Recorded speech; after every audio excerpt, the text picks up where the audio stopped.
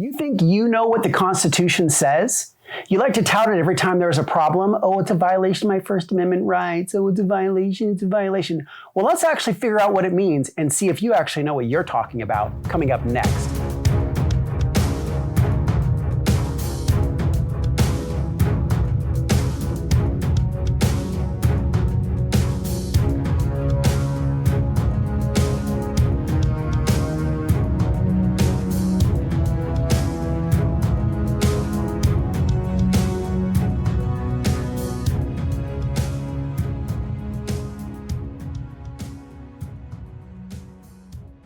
Hey, it's Timothy Olson with 9533 Training Consulting, and I want to talk about one of those things that we keep hearing about the news over and over again, and that's violation of our constitutional rights.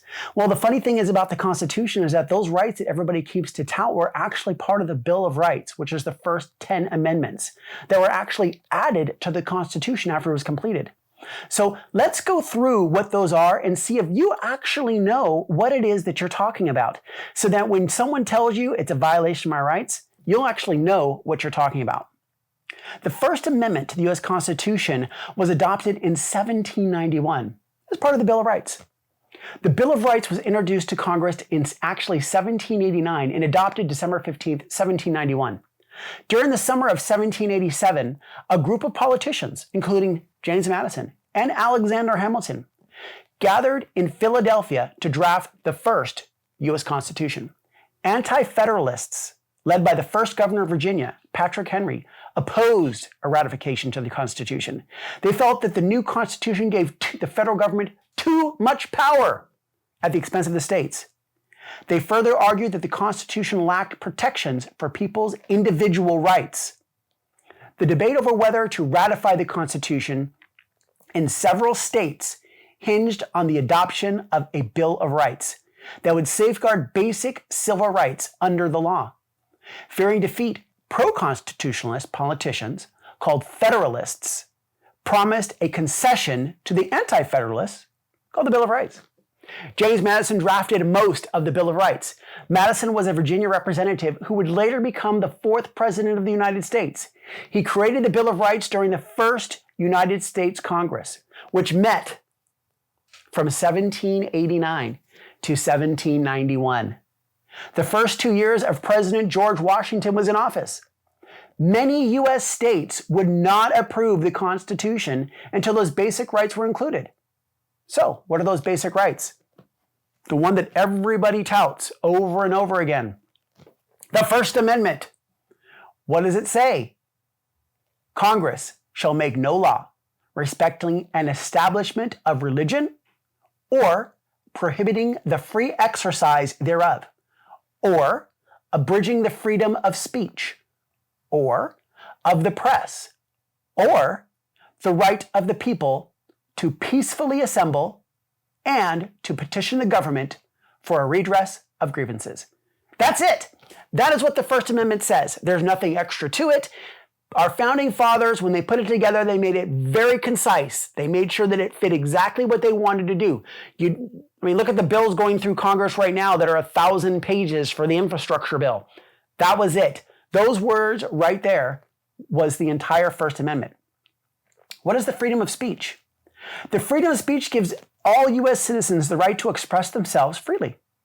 People can share their opinions without worrying about the government interfering.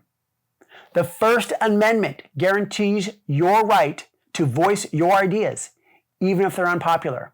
Freedom of speech doesn't protect just spoken words, though. It also protects how you express yourself in emails you send, in any artwork that you create, and even through your hairstyles and the clothing that you wear. Like all our rights, however, free speech has limits. In school, for example, you don't have the right to disrupt your class to say something that hurts other students. Over the years, the U.S. Supreme Court has had a hard time deciding what speech is protected and which speech isn't protected. For example, obscene material is typically not protected. Speech that will provoke harm to others, also not protected. Freedom of the press. Freedom of the press gives people the right to express themselves in publications like newspapers, magazines, online, television broadcasts, Twitter, Facebook, YouTube, Instagram. What's that other one? TikTok. You have the right to put those videos out. Americans can publish factual information without fear of having it censored by the government. This isn't the case in a lot of other countries. In China, for example, the government strictly controls the news. It often shuts down websites to prevent people from reading news that makes the government look bad. The Founding Fathers believed that the free press could protect against tyranny and dictatorships. They also thought it could advance human understanding of the arts, sciences, and humanity. There are limits to the freedom of press. For instance, libel, not allowed. What does libel mean? It means making false statements that damage someone's reputation. Freedom of religion. Freedom of religion means that the government cannot endorse one religion as the national religion. All citizens of the United States can practice any religion they choose, or they can choose to not practice any religion at all. This amendment also establishes the separation of church and state. These freedoms were extremely important to the Founding Fathers because many of the people who first came to America did so in order to have religious freedom. In some countries, the government declares an official religion that people have no choice but to follow. The First Amendment guarantees or promises that Americans can practice any religion they choose. Right to assemble and petition, American citizens have the right to protest the government. They can peacefully assemble or gather in groups to discuss politics, social, economic issues. They may also gather for religious purposes. The right to assemble means people can gather peacefully to express or defend their beliefs. And that can be hard sometimes when you hear what another party is saying that makes no sense. But under the First Amendment, they have the right to do that. This can be as simple as joining a group, such as the Girl Scouts, or a political party.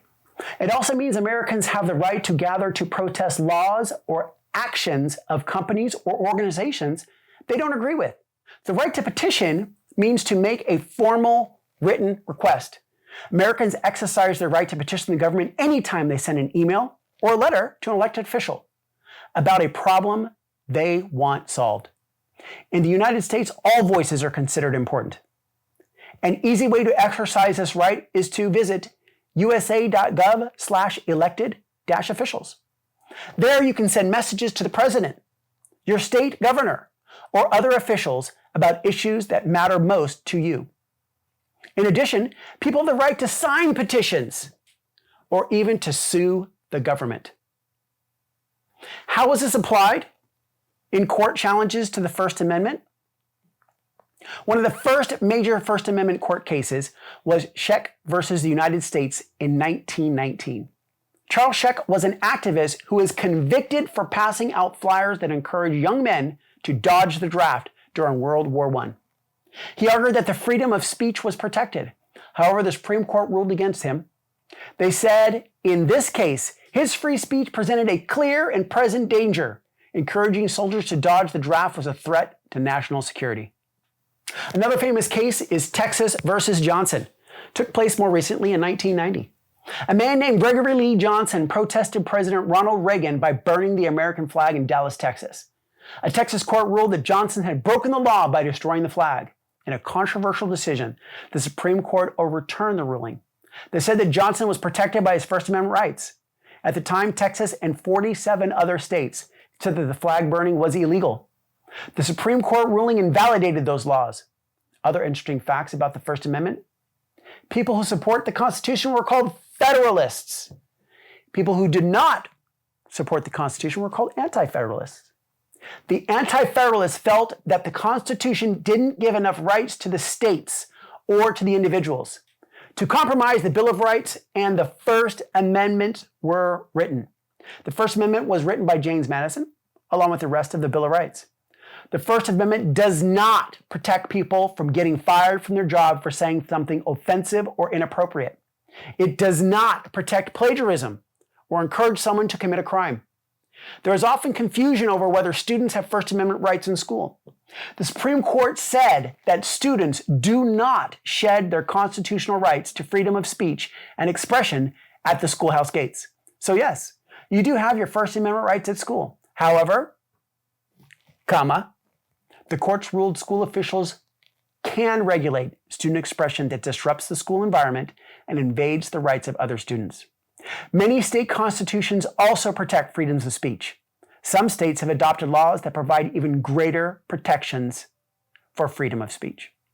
So you thought you knew what the First Amendment said? You thought that, oh, I know it's for me and it's a violation of my First Amendment rights. And, I hate people that like to spout information. It's my constitutional right. Why don't you say it's my Bill of Rights? It came after the Constitution. It is adopted into the Constitution, absolutely. An amendment, an addition, added to. But it was not part of the original Constitution. When it was written, nowhere in there. And if you've ever read the Constitution, which I know you have not, it is very, very detailed.